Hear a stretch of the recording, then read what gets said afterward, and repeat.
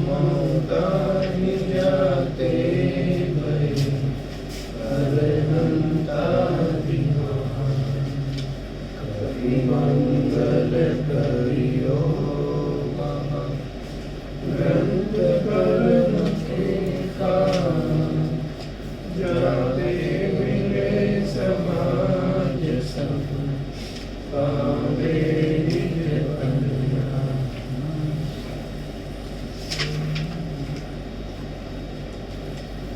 पंचलब्धि में हम लोग विषय देख रहे हैं, जिसमें अंतिम लब्धि का प्रकरण हमारा चल रहा है। ये चर्चा हमने कर ली थी अधप्रवृत्त करण तक की चर्चा हमारी हो गई थी। अभी करण लब्धि के अपूर्व करण का और अनिवृत्ति करण का जो विषय है वो इसी विषय हम लोग देखते हैं। कुल मिलाकर अधप्रवृत्त करण में जो जो कार्य होते हैं वो कर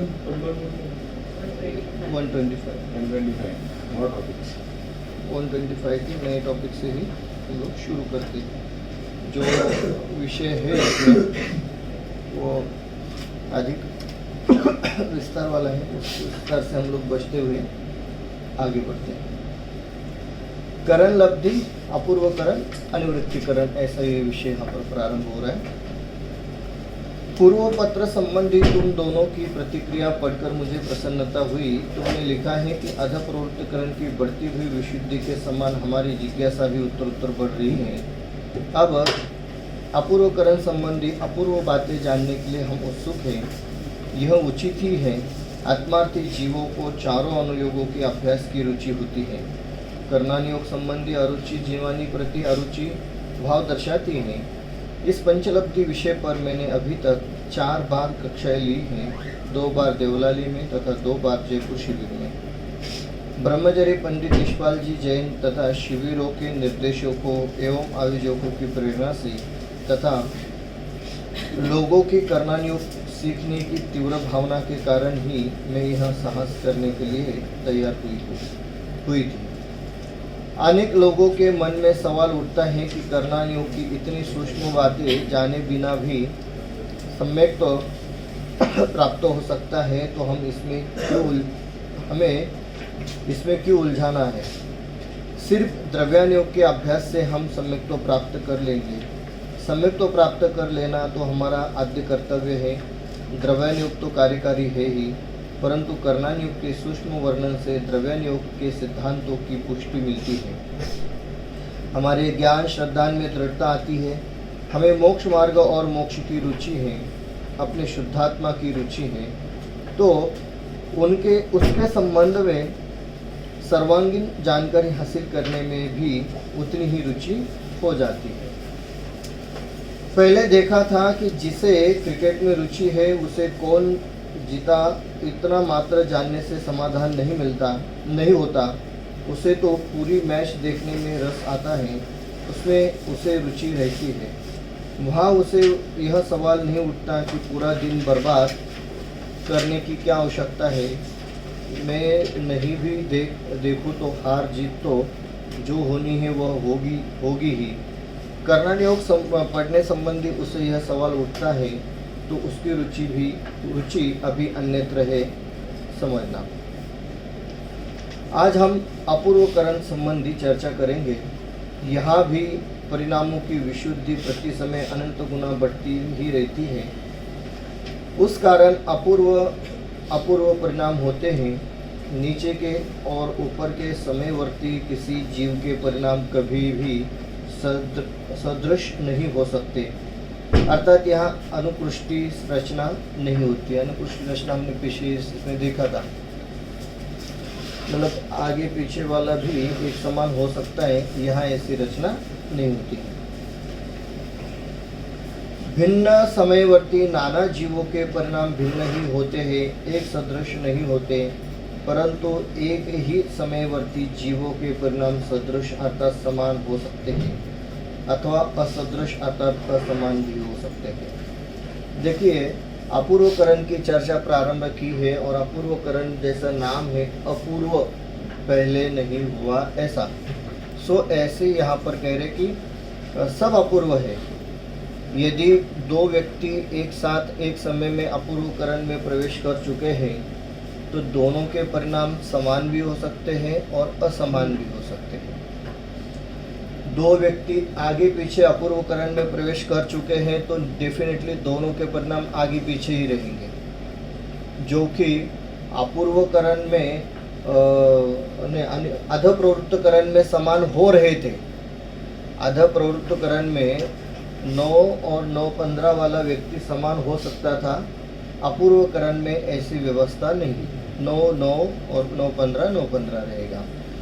हाँ, ये हो सकता है कि 9 वाले भी आगे पीछे हो जाए, वो थोड़ा सा स्लो डाउन हो जाए, कोई ऐसा हो सकता है, बट सब अपूर्व ही अपूर्व रहेगा। एक ही समय में त्रिकालवर्ती अनंत जीवों की अपेक्षा जगन्य से उत्कृष्ट तक अनेक प्रकार की विशुद्धि संभवती है।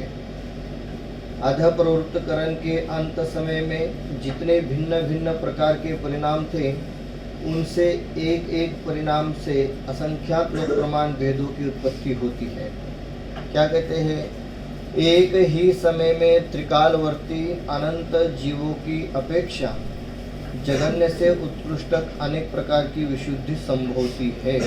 मतलब इस गुणस्थान में और इस अपूर्व करण की स्थिति में सारे ही परिणाम अपूर्व रहेंगे। जघन्य भी जघन्य हो सकता है और उत्कृष्टता का उत्कृष्ट भी हो सकता है। तेरे अनेक प्रकार की विशुद्धि संभवती है, अनेक प्रकार से विशुद्धि इसमें हो सकती है।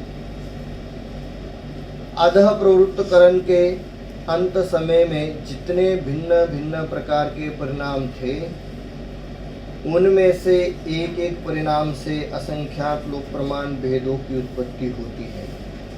अधः प्रवृत्त करण के अंत समय में, मतलब अधः प्रवृत्त करण का जो अंतिम समय था, उसमें जितने भिन्न भिन्न प्रकार के परिणाम थे, सब जीवों के भिन्न भिन्न, उनमें से एक एक परिणाम से असंख्यात लोक प्रमाण भेदों की उत्पत्ति होती है। मतलब उससे भी अनंत प्रकार के भिन्नता इस अपूर्व करण में पाई जाती है। पहले तो वहाँ भिन्नता थी ही, उसकी अपेक्षा से भी यहाँ पर असंख्यात लोक प्रमाण भेदों की उत्पत्ति पाई जा रही है। मतलब अलग अलग प्रकार के परिणाम हो रहे हैं।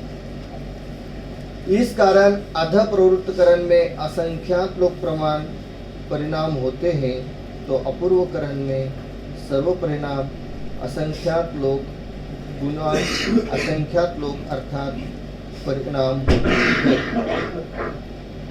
मतलब ये हुआ, उदाहरण मोटा मोटा देखते हैं। अधः प्रवृत्त करण के अंत समय में 10 प्रकार के परिणाम थे। 10 मतलब हम कह सकते हैं यहाँ पर असंख्यात लोक प्रमाण, ठीक है। और फिर हुआ क्या कि जब अपूर्व करण में आए तो उस 10 को और 10 से गुना कर दो, तो उसको हम कहेंगे यहाँ पर असंख्यात लोक।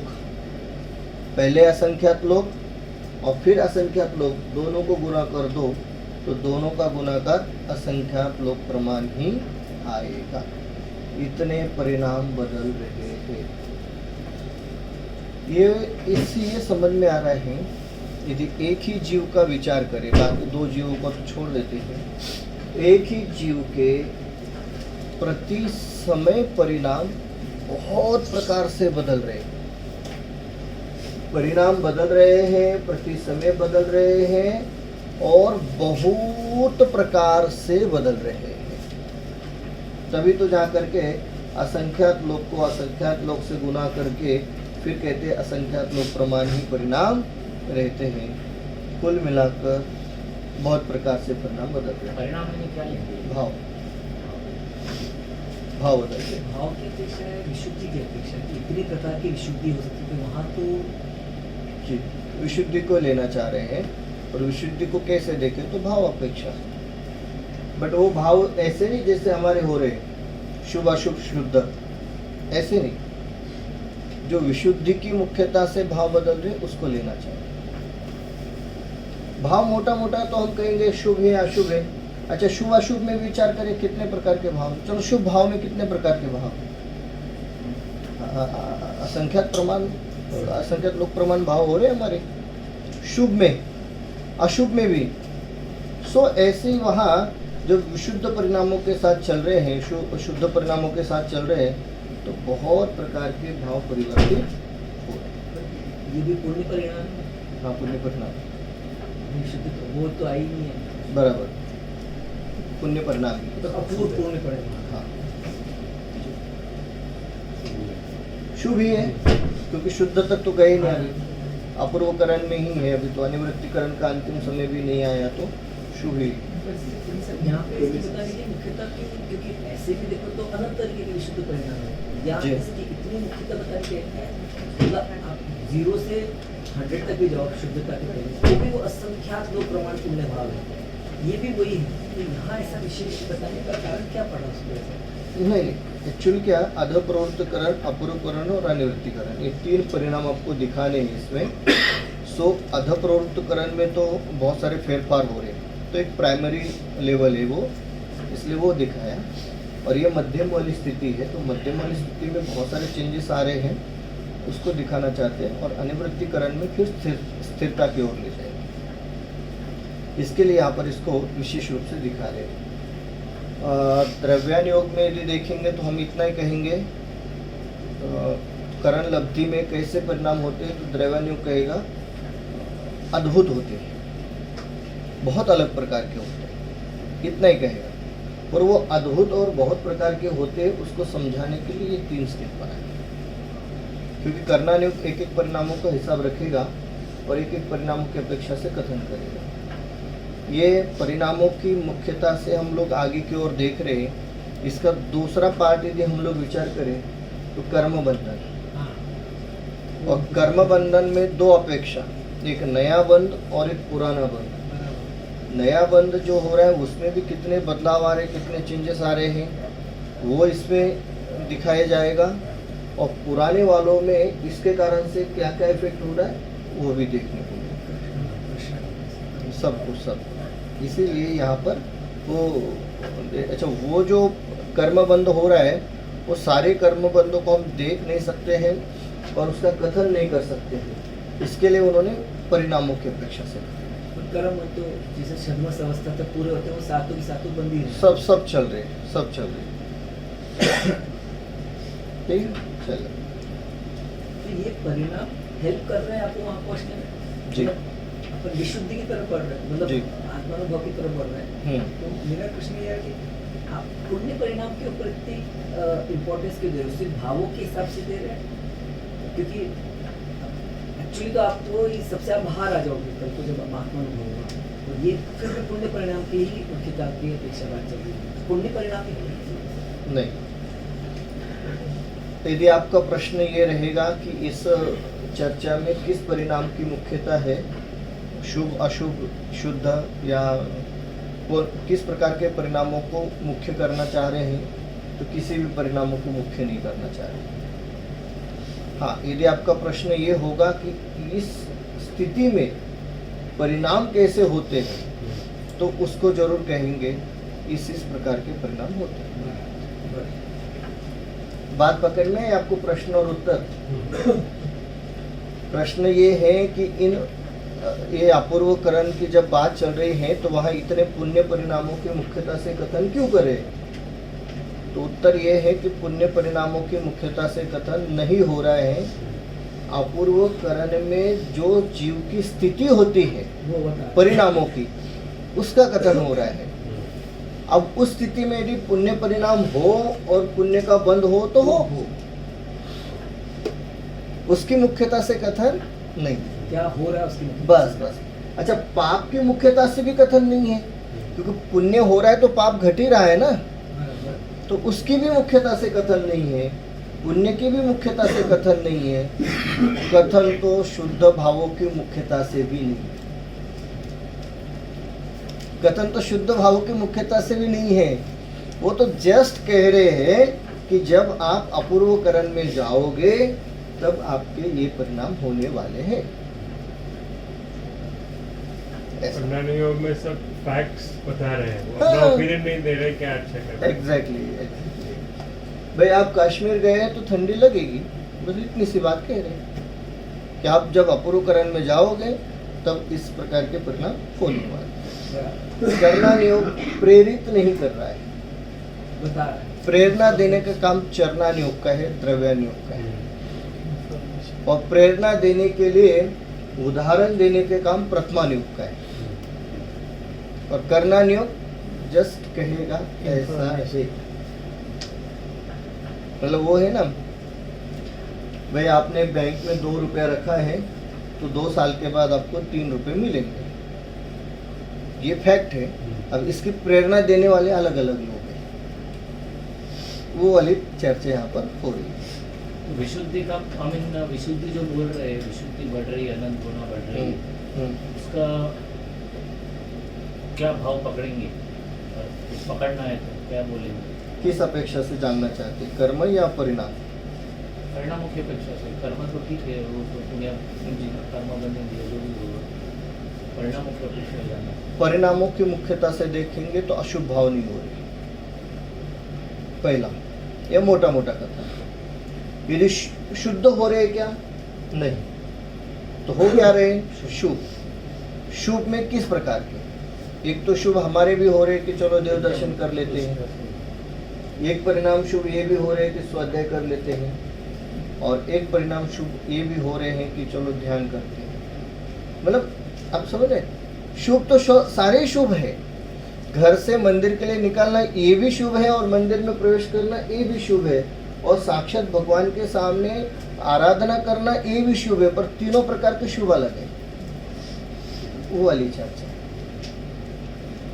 विशुद्धि का मतलब वो यहाँ पर लेना, पहले समय में जो विशुद्धि है उसकी अपेक्षा से दूसरे समय वाली विशुद्धि बहुत अलग प्रकार की। अब उस विशुद्धि को तो हम कैसे नापे? तो कर्म के आधार पर नाप सकते हैं, और तो कुछ कह नहीं सकते हम लोग इससे ज़्यादा। ये वाइट कपड़ा है, इसमें कुछ काला कलर लगा है, तो पहला धोआ तो कलर निकला क्या? निकला तो है, बट पूरा कहाँ निकला है? तो धोते रहो धोते रहो धोते रहो, फिर धीरे धीरे धीरे धीरे जा करके पूरा चला जाएगा, लास्ट में जैसा था वैसा कपड़ा रहेगा, वो वाली बात है। तो प्रतिशत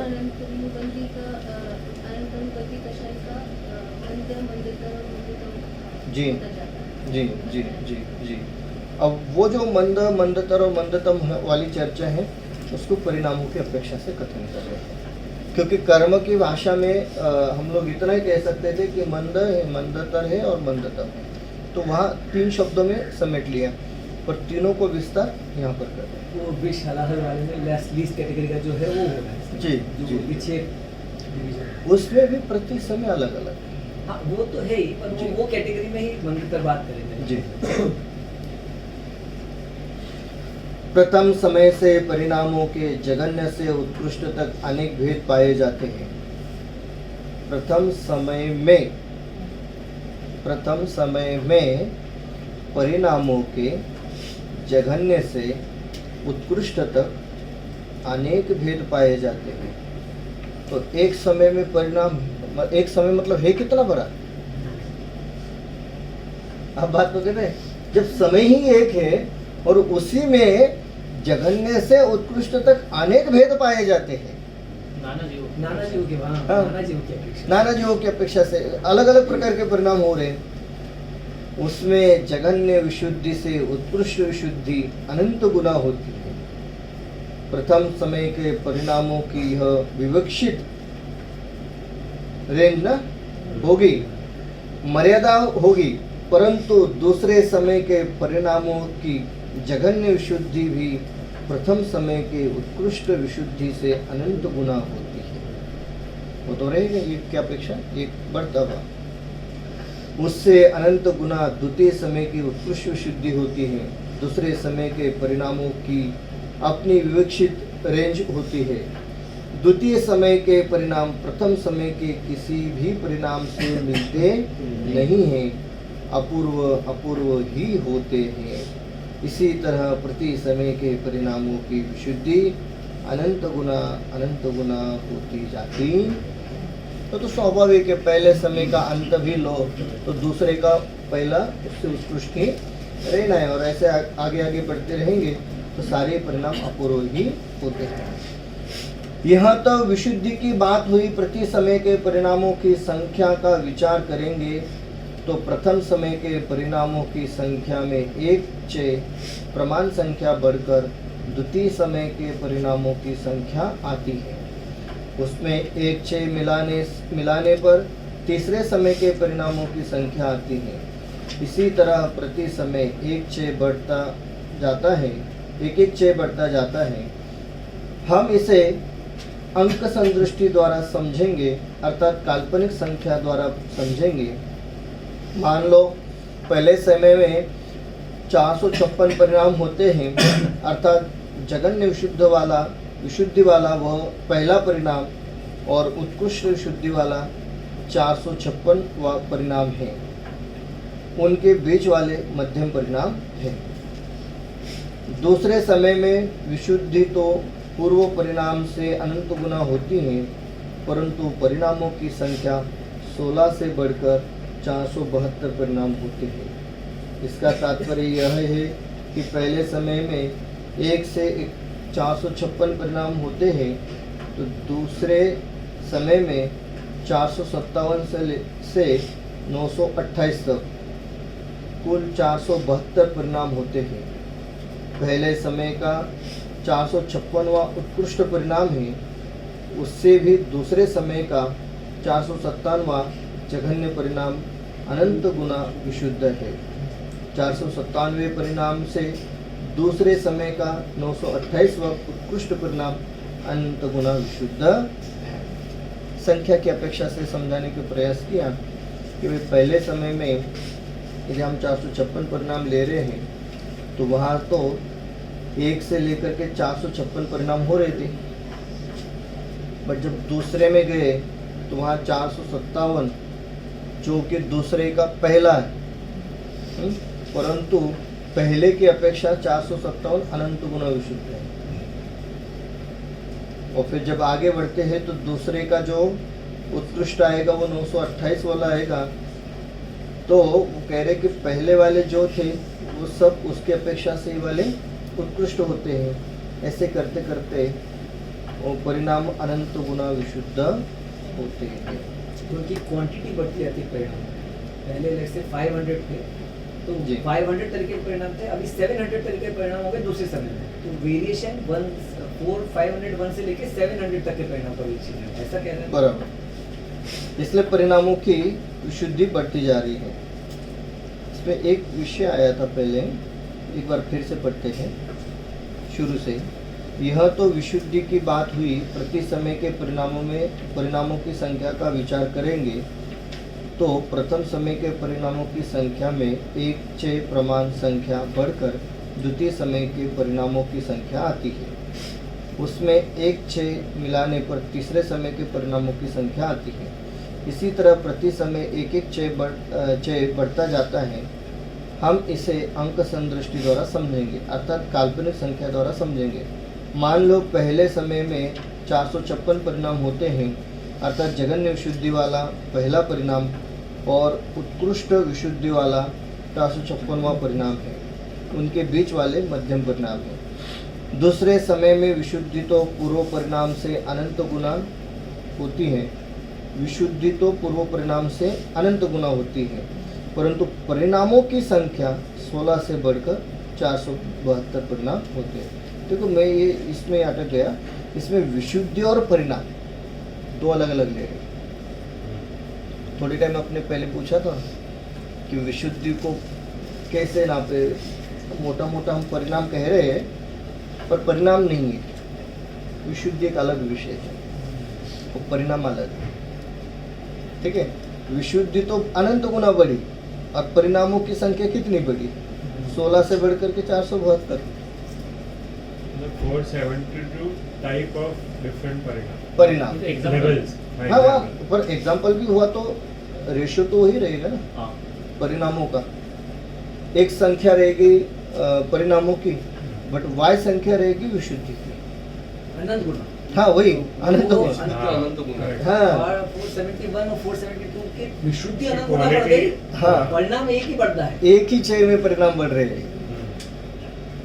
सो परिणाम और विशुद्धि अलग अलग वस्तु होगी। तो हम ऐसा कह सकते हैं, एक परिणामों की विशुद्धि अनंत प्रकार की है। मतलब परिणाम तो एक ही हुआ, विशुद्धि अनंत प्रकार की हुई। वो अनंत प्रकार की विशुद्धि को कैसे समझेंगे हम लोग, क्या होती होगी विशुद्धि अनंत प्रकार की?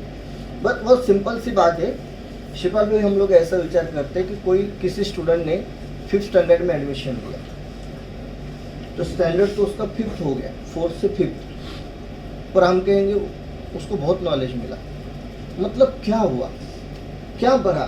स्टैंडर्ड की अपेक्षा से एक स्टैंडर्ड आगे गया, बट नॉलेज में विचार करें तो उसको 4, 5, 7 सब्जेक्ट और अधिक मिल गए। जो कि 4th में उसको 4 सब्जेक्ट थे, 5th में आया तो उसको 7 सब्जेक्ट हो गए। स्टैंडर्ड कितना बड़ा? 1। वो वाली बात लेना चाहिए।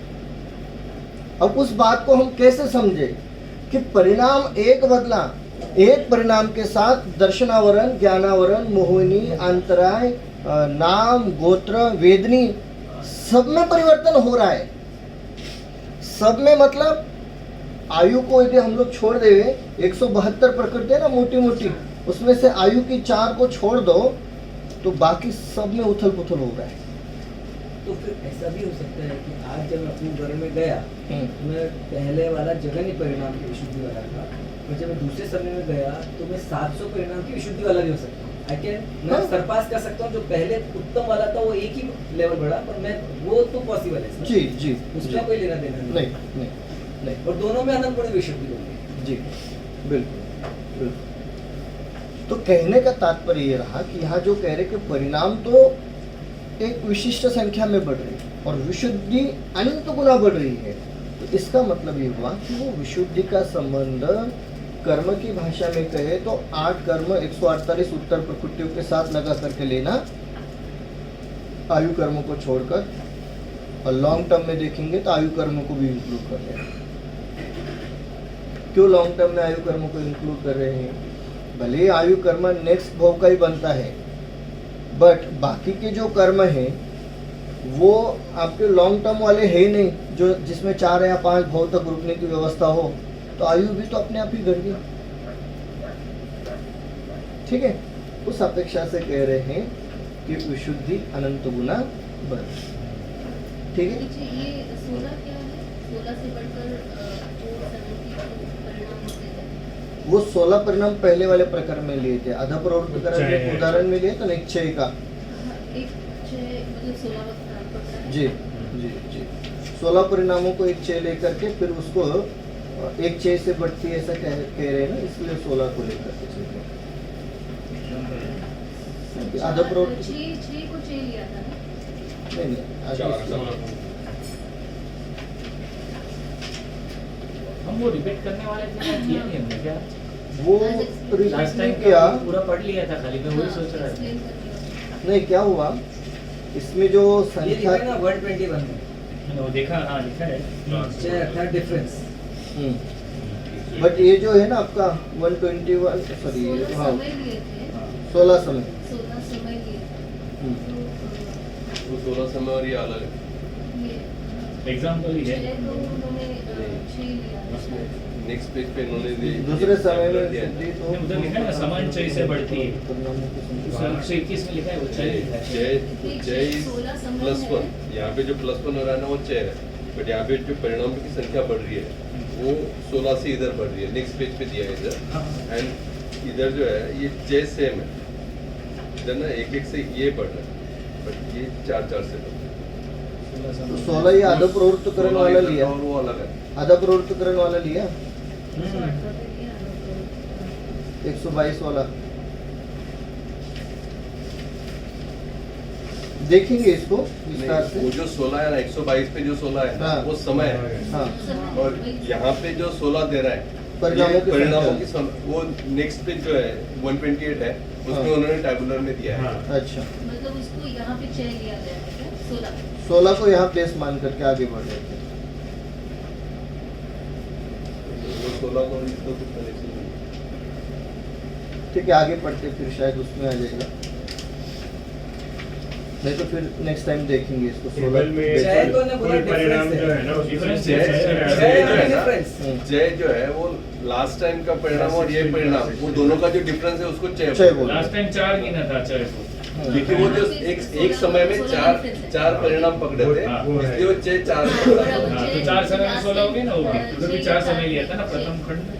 वहाँ तो हर एक समय में 16 ही है नहीं, तो वहाँ इसमें- चाहिए एक्चुअली 0 है नहीं नहीं वहाँ पे 4 थे। हाँ। 4 चाहिए थे ना। हाँ, एक समय में 4 परिणाम आ रहे हैं। 4 परिणाम मतलब 4 से बढ़ते नहीं जा तो रहा वो है। बढ़ नहीं रहा है ना मतलब बढ़ नहीं रहा है। हर समय में 4 ही है हाँ इसमें हर एक समय में 16 से 16 बढ़ते से जा बढ़ रहे रहा हैं है टाइप्स ऑफ बराबर परिणाम बराबर उन्होंने तो क्वांटिटी और नंबर जो परिणाम बदल रहे हैं वो आपके वहाँ 4 थे यहाँ 16 तरीके के हो गए तो नंबर वेरिएशन परिणाम वो ज्यादा हो गया ऐसा आप ले सकते हैं बट इम्पोर्टेंट मेरे ख्याल से 16 से ज्यादा चय है कि डिफरेंस आपका कैसे बढ़ रहा है? कैसे बढ़ रहा है बस वैसा बताना 16 बेसिक संख्या क्यों लिए, शायद वो आगे वाले पेज पर आ ही जाएगा, नहीं आए तो फिर हम लोग देख लेंगे उसमें। फिर आगे बढ़ते हैं। हमने आधा प्रवृत्तकरण में देखा था कि पहले समय में 162 परिणाम होते थे और दूसरे समय में 166 परिणाम थे, परंतु वहाँ अनेक परिणाम दोनों समयों में समान थे। 40वें परिणाम से लेकर 162वें परिणाम तक के परिणाम दोनों में समान थे। वैसी समानता यहाँ अपूर्वकरण में नहीं पाई जाती। ये दोनों समान थे, इसके लिए पेज नंबर 122 का चार्ट देख लीजिए, क्या कह रहे हैं वहाँ। 40वां परिणाम देखिए कहाँ रहे।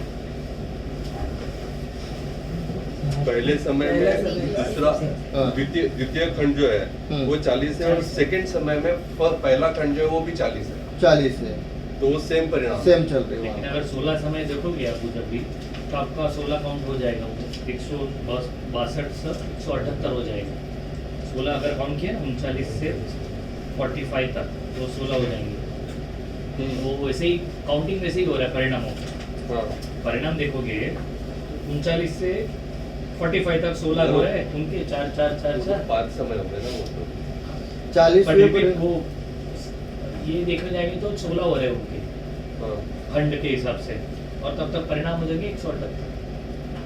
उधर भी वही काउंटिंग तो वही जा रहा है मेरे हिसाब से 162 से कह रहे 178 हैं तक। उसमें आधा प्रवृत्तकरण में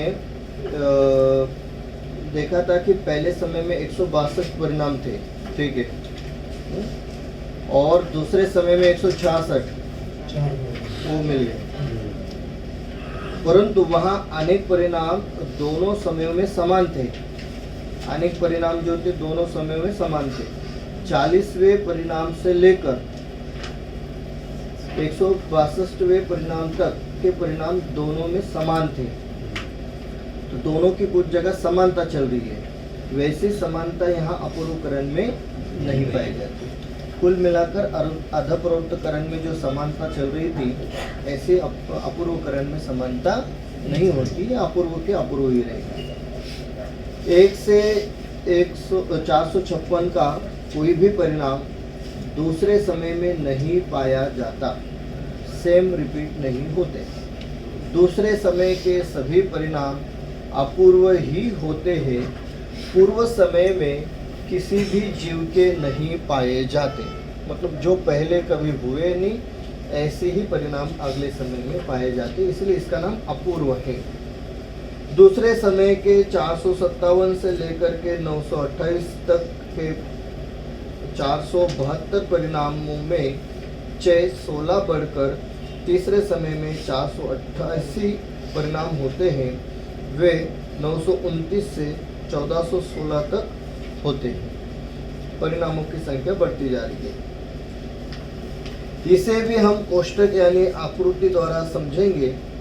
हमने पहले देखा था कि अपूर्वकरण का काल एक अंतर्मुहूर्त होता है, परंतु वह अधप्रवृत्तकरण के अंतर्मुहूर्त काल के संख्यात्वा भाग प्रमाण होता है। हम मान लेते हैं कि उससे आधा अर्थात 8 समय का है तथा अपूर्वकरण के सभी परिणाम 4096 है। प्रत्येक समय में जघन्य से उत्कृष्ट तक कितने परिणाम होते हैं उसे निम्न आकृति द्वारा समझेंगे। ये चार्ट कहाँ से आ रहा है पता चल गया आपको? चार्ट यहाँ से आ रहा है, देखिए इसके 127 का लास्ट। इसे भी हम कोष्टक यानी आकृति द्वारा समझेंगे ये सब संख्या को। हमने पहले देखा था कि अपूर्वकरण का काल एक अंतर्मुहूर्त होता है। अपूर्वकरण का कुल मिलाकर काल कितना? एक अंतर्मुहूर्त, परंतु वह अध प्रवृत्तकरण के अंतर्मुहूर्त काल के संख्यात्व भाग प्रमाण होता है। मतलब अध प्रवृत्त का जितना काल उसका संख्यात्व भाग। तो एक समझते हम लोग अध प्रवृत्तकरण के, उसके असंख्यात्व भाग जो रहेगा वो अपूर्वकरण का काल रहेगा। हम मान लेते हैं कि उससे आधा अर्थात 8 समय का है संख्यात्व भाग, हम आधा करके समझते हैं समझने के लिए। तो वहाँ हम लोगों ने 16 पकड़े थे, यहाँ 8 पकड़ रहे हैं, 8 समय का है। तथा अपूर्वकरण के सभी परिणाम 4096 है अपूर्व कुल मिलाकर।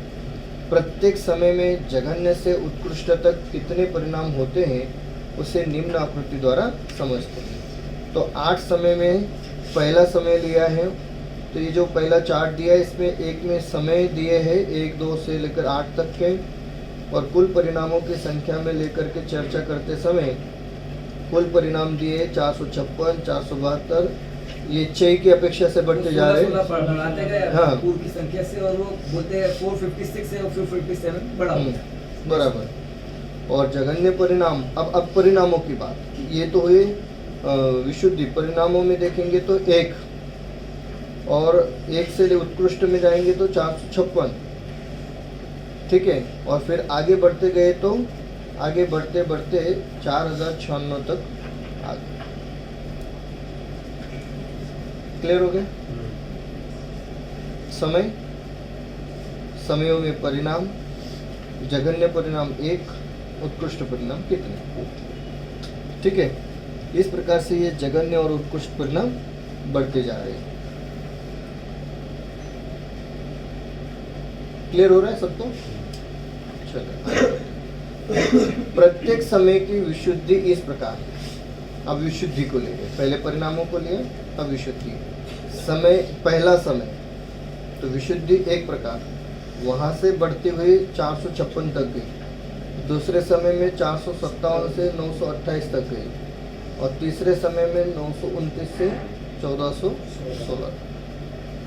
ये नाना जीव की अपेक्षा ना, उसी जीव की तो एक समय में एक ही रहेगी, जिसकी एक है वो एक ही रहेगी, लेकिन वो भी एक से बढ़ते हुए 456 से रहेगी, वो तो पॉसिबल ही नहीं है ना।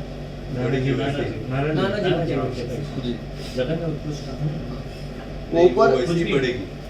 ये जो है ना, इसमें नाना जीवों की अपेक्षा है, पर अभी पहला जो था अपना अधकरण है, उसमें एक पहले समय में जो आया उसका सेकंड समय में अगर कोई डायरेक्ट गया तो उसका भी सेम हो सकता है, पहले समय का और सेकंड समय का, बट इसमें दोनों समय कभी साथ में नहीं होंगे। वो तो मतलब मेरे कहना चाहिए वो ऐसे रो दिखा रहे हैं, तो इसका मतलब है कि अनंत जीवों की जो एक समय में एक वाला तो उसका एक ही रहेगा, वो फिर सेकंड समय में 457 के ऊपर ही जाएगा। दूसरे में इसमें से कोई भी एक पॉइंट पे जाएगा। 457 से 928 किधर भी बीच में जाएगा। सीधा दूसरे समय। बराबर। ऊपर दिखाए अनुसार विवक्षित समयवर्ती जघन्य विशुद्धि से उसी समय की उत्कृष्ट विशुद्धि अनंत गुना होती है, और उस उत्कृष्ट विशुद्धि से अनंतर समय की जघन्य विशुद्धि अनंत गुना होती है।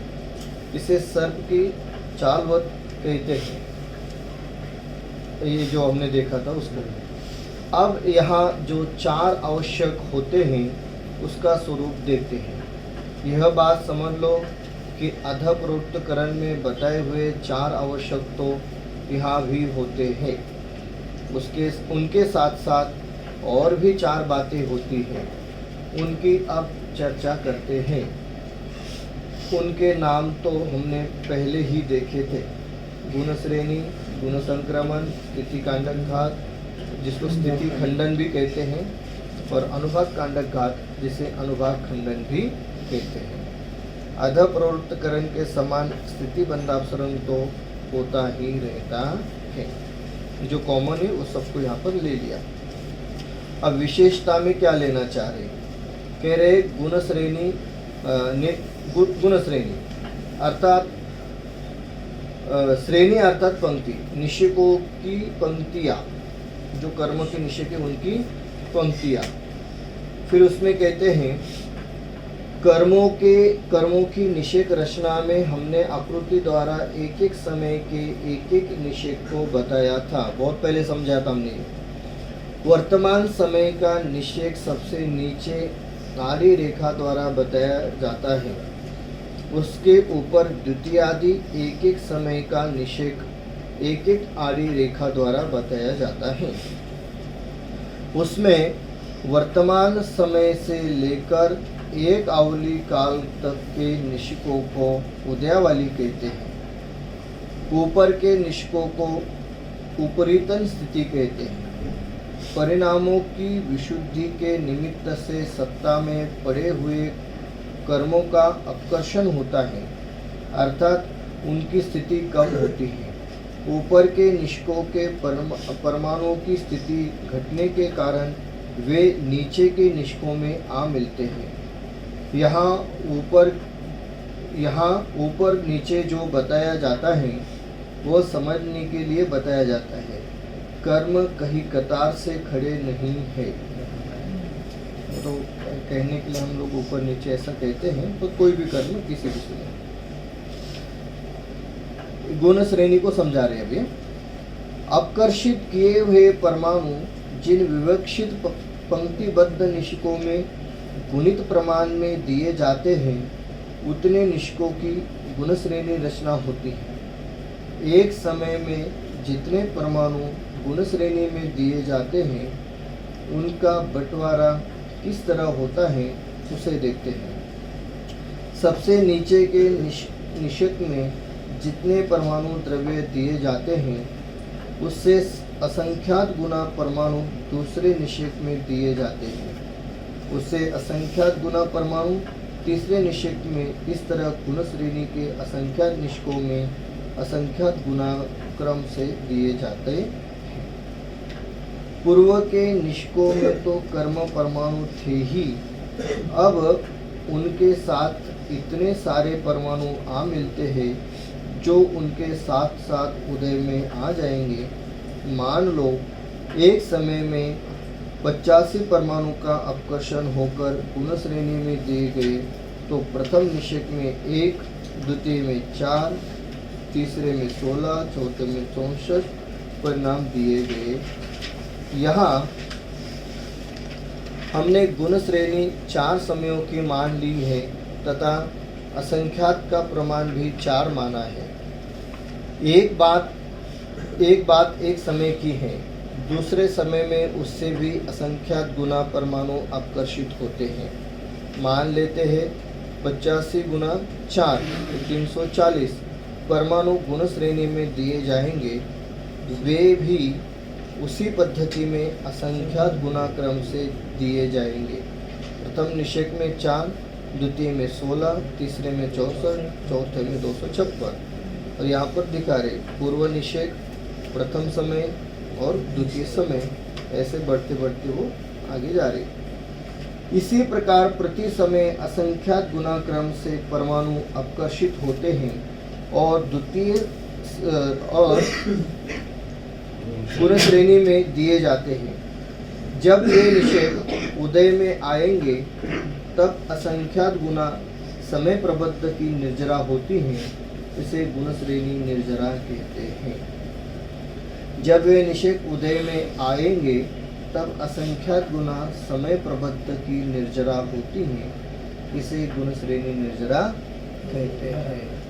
पहली बात तो ये रही कि कर्म कोई संख्या में लाइन में खड़े हुए नहीं, फिर भी उदयावली के पूर्व में थोड़ी सी लाइन बनाई दी जाती है, और जब वो उदयावली में आकर के उदित होते हैं, निर्जरित होते हैं, तब उस स्थिति को गुण श्रेणी निर्जरा कहते हैं। और जब वो उदयावली में आते हैं तब कैसी व्यवस्था होती है उसकी चर्चा इसमें की थी, जिसमें पहला निषेक प्रथम समय दिया, फिर द्वितीय समय दिया, तृतीय समय दिया, और निषेकों की संख्या को हमने देखा तो 1, 4, 16, 64 आगे 256 तक ऐसी इसकी संख्या में वो जा रहे हैं। तो इसी क्रम से या इसी प्रकार से निर्जरित होना, उसका नाम गुणश्रेणी निर्जरा है।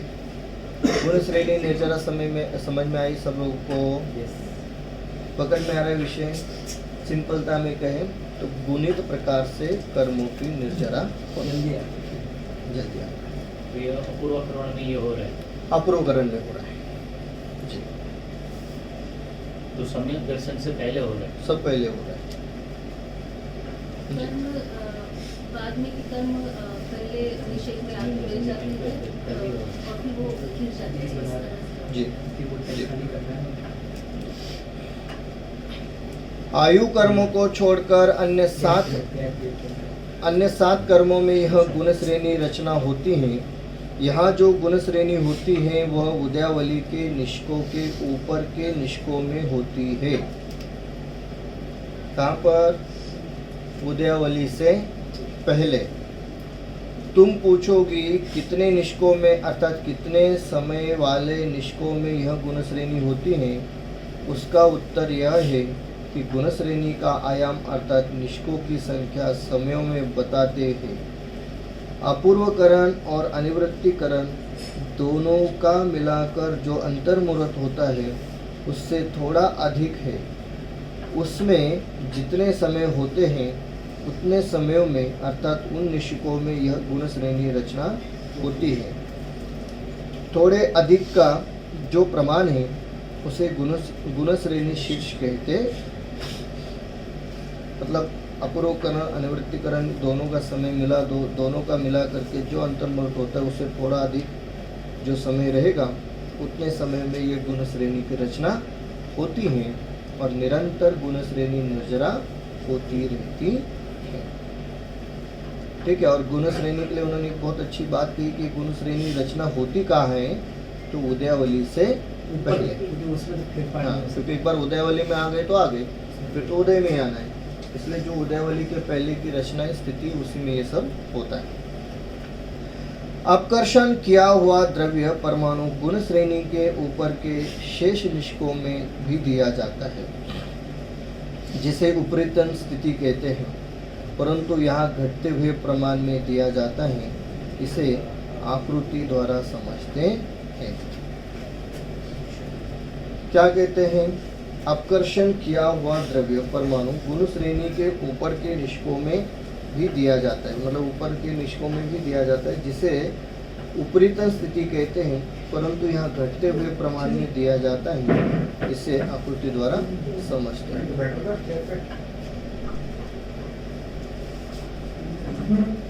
क्या है? उपरितन स्थिति, गुण श्रेणी और उदयावली तीन बातें दी हैं। उपरितन स्थिति में देखिए, फिर गुण श्रेणी को देखिए और उदयावली पिक्चर में दिया है नीचे। ठीक है। प्रत्येक समय में कितने परमाणु अपकर्षण होकर नीचे आते हैं उसका भी गणित है। यहाँ मैं लिखती हूँ, समझ में आए तो ठीक ही है, यदि नहीं समझे तो चिंता की बात नहीं है, प्रत्यक्ष मुलाकात में समझा दूंगा। सभी निष्कों में कुल परमाणु की संख्या को विवेक्षित संख्या से भाग देते हैं। इसे अपकर्षण भाग भार कहते हैं। भाग देने पर जो संख्या आती है उतने परमाणु का अपकर्षण होकर नीचे के निष्कों में अर्थात उदयावली में, गुण श्रेणी में और उपरितन स्थिति में दिया जाता है। कहाँ कितना दिया जाता है उसे भी देखते हैं। उदयावली में दिया जाता है। वही मैं तो यहाँ हमने बोला गुण उदयावली में के निशोकों के ऊपर के निशोकों में होता है ये सारा गुण श्रेणी। यहाँ बोल रहे हैं कि वो जो भाग देके जो परमाणु अपकर्षण होते हैं वो उदयावली में भी आ रहे हैं। गुण श्रेणी वाले जो है ना वो एक उदयावली के आखिरी समय में आते हैं। तो उदयावली के बाद हो गया ना, दैट मींस उदयावली के आखिरी समय में वो आखिरी समय में मिलते हैं उदयावली के। आगे बताएंगे उसमें। कहाँ कितना दिया जाता है उसे भी देखते हैं। इस संख्या को पल्ले के असंख्यात्वें भाग से भाग देकर बहुभाग उपरितन स्थिति में दिया जाता है। ठीक है। परंतु वहाँ अंत कोड़ाकोड़ी सागर प्रमाण निषेध होने से प्रति निषेक थोड़ा ही द्रव्य दिया जाता है। यहाँ सबसे ऊपर के एक अवली प्रमाण निष्कों में अपकर्षित द्रव्य नहीं दिया जाता, उसे आति स्थापनावली कहते हैं। गुणश्रेणी और उदयावली में एक एक भाग दिया जाता है, उसको असंख्यात लोक से भाग देकर बहुभाग गुणश्रेणी में दिया जाता है, जो असंख्यात गुना क्रम से दिया जाता है, और शेष एक भाग उदयावली में दिया जाता है। तो थोड़ा सा एक भाग उदयावली में दे रहे हैं, बाकी सब अन्य स्थानों पर दे रहे हैं। प्रत्येक समय में इस प्रकार से अपकर्षण होता रहता है। गुण श्रेणी में प्रति समय असंख्यात गुना द्रव्य दिया जाता है। यह गुण श्रेणी विधान सातों कर्मों में होता है।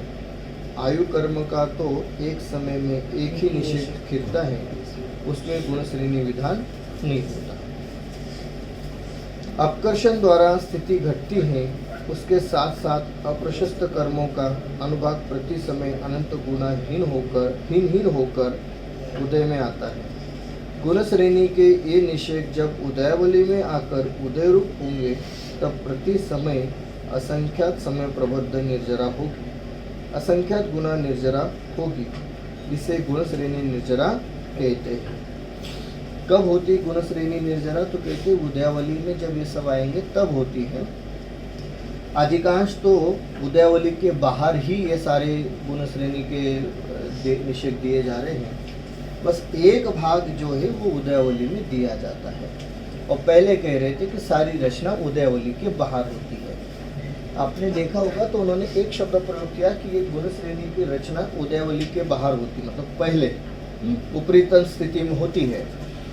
बट वो गुण श्रेणी का इफेक्ट यदि कहेंगे तो 1% में उदयावली में हो रहा है। बट वो जो उदयावली में हो रहा है वो तुरंत उदय में आने वाली स्थिति में नहीं हो रहा है, वो उदयावली के भी ऊपर में हो रहा है। और जैसे ही उदयावली के ऊपर में हो रहा है तो क्रम से जो उदय चल रहा है वो चल रहा है। और गुण श्रेणी वालों की उदयावली का समय आएगा तो उसके बाद फिर गुण श्रेणी में निर्जरा होना प्रारंभ हो जाएगी। हम उसे ऐसा कह सकते समझ सकते हैं कि देखिए ऐसे पूरी उदाहरण में बात करते कि उदयावली की लाइन चल रही थी, यहाँ से ऊपर जो थी वो सत्ता थी, इतना भाग उदयावली का था और ये निर्जरा का स्थान था। तो यहाँ तक तो सब ठीक ठाक है, यहाँ सब गुण श्रेणी निर्जरा की रचना हो रही है आदि आदि। पर ये जो उदयावली का टाइम चल रहा है इतना, उसमें भी गुण श्रेणी के कुछ निषेक आ रहे, तो वो जो आ रहे वो यहाँ रुके, यहाँ नहीं आए नीचे, यही तक आकर के रुके। और ऊपर तो ही, बट ये जो 1 2 3 उदय में आकर के गए और फिर यहाँ से प्रारंभ हुआ, तो यहाँ से जो प्रारंभ हुआ फिर सारी गुण श्रेणी वाले ही निर्जरा होने लगी। तो हम कह सकते कि 10 तक जो उदय था वो सामान्य हुआ, 10 के बाद जो उदय प्रारंभ हुआ वो सब गुण श्रेणी वाला ही जो कि पहले में चल रहा था। इसलिए एक भाग उदयावली में आकर के रुका था, बाकी उदयावली के बाहर थे। उदयावली में जो रुका था उसने अपना उदय प्रारंभ कर दिया तो ऊपर के सारे नीचे आ जाते और फिर सारी गुण श्रेणी निर्जरा होने लगी। उत्कर्ष जब अपकर्षण हुआ तो अपकर्षण होकर 3 भाग में गया। तो जो उत्तरी स्थिति वाले थे उनमें तो कम गया क्योंकि बहुत था। जो मेन जो उदयावली के बाहर के निषेधों में जो चेंज हुआ उसको उन्होंने गुण श्रेणी कहा है। तो वो गुण श्रेणी की रचना उदयावली में नहीं हो रही, वो ऊपर हो रही है। और अपकर्षण हुए कर्म उदयावली में भी आ रहे हैं, गुण श्रेणी वाली श्रेणी में भी आ रहे हैं और ऊपर भी जा रहे हैं। ये अलग चीज है, उदयावली में नहीं हो रही, गुण श्रेणी की रचना नहीं हो रही है, पर अपकर्षण होके आ रहा है। वो अलग अलग रचना नहीं हो रही है, रचना नहीं हो रही पर उसका इफेक्ट हो रहा है। इसलिए छेड़ाला ने कहा है, कोटि जन्म तप तपे ज्ञान दिन कर्म झरे जे, ज्ञानी के छिन्न माहि की रूपी दे सहज चले थे। ज्ञानी की एक समय में जितनी निर्जरा होती हैं उतनी निर्जरा अज्ञानी की करोड़ों भावों में तप करने से भी नहीं होती, क्योंकि केवल शुभ परिणाम से अर्थात शुद्धोपयोग रहित व्रत तप करने से गुण श्रेणी निर्जरा नहीं होती। वहाँ तो एक समय प्रबद्ध इतनी ही निर्जरा होती है जिसे स्थिति पूर्ण होने पर होने वाली सविपाक निर्जरा कहते हैं। और तो यहाँ और वहाँ नया बंध भी नहीं होता, नया बंध भी होता है, अज्ञानी के संवर नहीं पाया जाता। ज्ञानी जीवों में कुछ प्रकृतियों की बंध इच्छिति होने से संवर होता है और पूर्वबद्ध कर्म अधिक प्रमाण में फिरने से निर्जरा होती है। ये सब ज्ञानी के और अज्ञानी के इसके उल्टा होता है। तुम कहोगी अभी तो अपूर्वकरण की बात है, अब तक सम्यक्त्व की प्राप्ति तो हुई ही नहीं, उसके पूर्व ही गुण श्रेणी निर्जरा कैसे हो सकती है? अब ये प्रश्न हमारे मन में चल रहा था, वो उसका समाधान यह है कि करण परिणाम में ज्ञानोपयोग निज शुद्धात्मा के सन्मुख ही होता है, परंतु परिणति में अभी मिथ्यात्व है। परिणति मतलब पर्याय, क्योंकि अनुवृत्तिकरण के अंत समय तक मिथ्यात्व का उदय रहता है। अत्यंत मंद होता हुआ अर्थात अनुभाग प्रति समय अनंत गुना हीन होता हुआ मिथ्यात्व उदय में आता है। इस जीव को इन करण परिणामों के अनंतर समय में नियम से सम्यक्त्व की प्राप्ति होती ही है। इसलिए शुद्धोपयोग के फलस्वरूप यहाँ गुण श्रेणी निर्जरा होती है। रिटर्न टिकट नहीं है। हाँ, बिल्कुल नहीं। रिटर्न टिकट है पर डेस्टिनेशन से आने के बाद रिटर्न आ सकते आएंगे। ट्रैवल से तो रिटर्न था ना, इसके लिए नहीं। जी, किसी को प्रश्न उठना स्वाभाविक है कि गुण श्रेणी द्वारा तो असंख्यात गुना परमाणु उदय में आते हैं, तब तो मिथ्यात्व के अधिक परमाणुओं के उदय से मिथ्यात्व भी बढ़ता होगा। वैसा नहीं है। परमाणुओं की संख्या पर उस कर्म का फल निर्भर नहीं है, परंतु उसके अनुभाग उदय से ही फल मिलता है। अर्थात उनका जीव के परिणामों के साथ निमित्तपना बनता है। यहाँ परमाणुओं की संख्या अर्थात प्रदेश उदय बढ़ने पर भी अनुभाग उदय अत्यंत मंद होने से जीव का मिथ्यात्व परिणाम भी मंदतर हो जाता है। अन्य अप्रशस्त कर्मों की गुण श्रेणी द्वारा भी ऐसा ही समझना। अभी हमारा प्रकरण दर्शन मोह की उपशमना करने वाले जीव संबंधी चल रहा है। मतलब ये प्रथम उपशम सम्यक्त्व की बात हो रही है। दर्शन मोह की क्षपना करने वाले तथा श्रेणी चढ़ने वाले जीव के भी करण परिणाम होते हैं। वहाँ होने वाली गुण श्रेणी निर्जरा यहाँ के गुण श्रेणी निर्जरा से असंख्यात गुना होती है। अर्थात ऊपर के गुण स्थानों में निर्जरा होने वाले परमाणुओं की संख्या असंख्यात गुना हो जाती है। अब गुण संक्रमण का स्वरूप देखते हैं। यहाँ के अपूर्वकरण में गुण संक्रमण नहीं होता, उपशम सम्यक्त्व के काल में होता है, परंतु श्रेणी चढ़ते समय आदि अन्यत्र अपूर्वकरण में गुण संक्रमण होता है। इसलिए उसका स्वरूप हम अभी देखते हैं। मतलब यहाँ तो गुण संक्रमण नहीं होने वाला है, यहाँ गुण श्रेणी निर्जरा ही होने वाली है। वो श्रेणी चढ़ते समय गुण संक्रमण होता है, पर समझने के लिए गुण संक्रमण को भी यहाँ पर ले रहे हैं। तो पहले गुण श्रेणी निर्जरा, फिर गुण संक्रमण। गुण संक्रमण समझने की अपेक्षा से यहाँ पर दे रहे हैं, फिर स्थिति कांडक घात और अनुभव कांडक घात को देंगे और फिर अनिवृत्तिकरण की ओर बढ़ेंगे। तो इतना विषय हम लोग लेते हैं। आगे की इसमें हम लोग गुण संक्रमण से चर्चा प्रारंभ करेंगे कि गुण संक्रमण कैसे होता है। ठीक है।